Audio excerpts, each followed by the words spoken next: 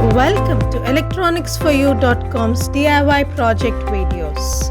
This video is a proof of concept of the DIY project 4-channel touchless switchboard for the post-COVID world, which is published on electronicsforyou.com. You will get to see the project working in action.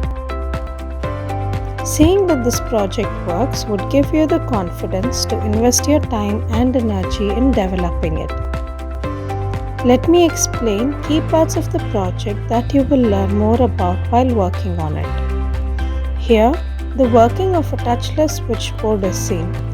This switchboard is based on the sensory action and operates accordingly.